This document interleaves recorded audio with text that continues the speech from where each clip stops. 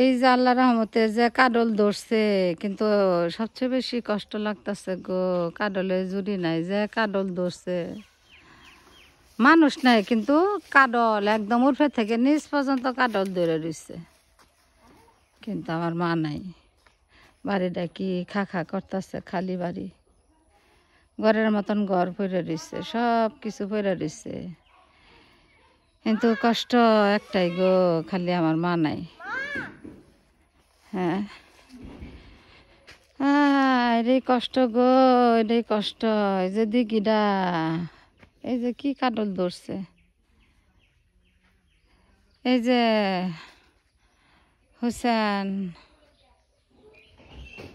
এই যে কাডল আর cuddle, cuddle আর cuddle, কি পরিমাণ কাডল যে ধরছে আল্লাহ রহমতে, আল্লাহর নিয়ামত।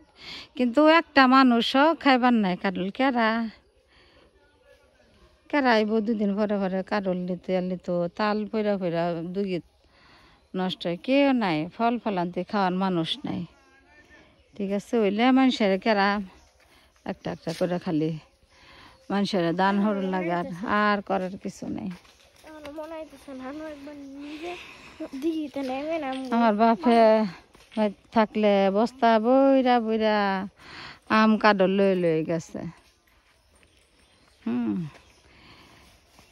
এখন নেওয়ার মানুষ নাই।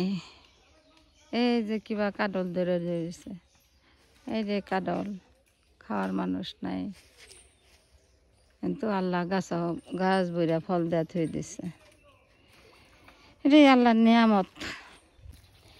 এই যে আমাদের ছাগল, এই যে ছাগলের দুইটা ছোট একটা বাচ্চা, দুইটা বাচ্চা আছে ছোট ছোট। এই যে এটি আমার মার ছাগল।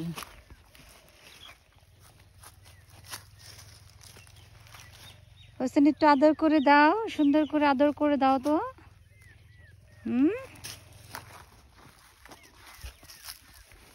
এটা হলো খাসি,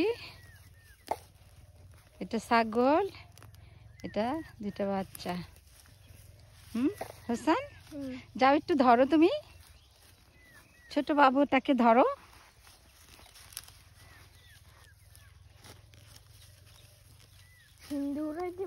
আচ্ছা ঠিক আছে, সমস্যা নাই, তুমি একটু আদর করে দাও, খাচ্ছে তো, খেতে দাও।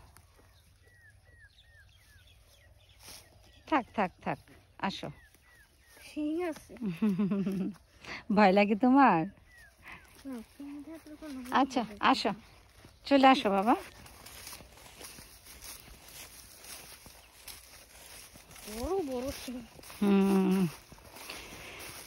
ধান কাটা শেষ হয়ে গেছে, এখন গরু ছাগল খাচ্ছে।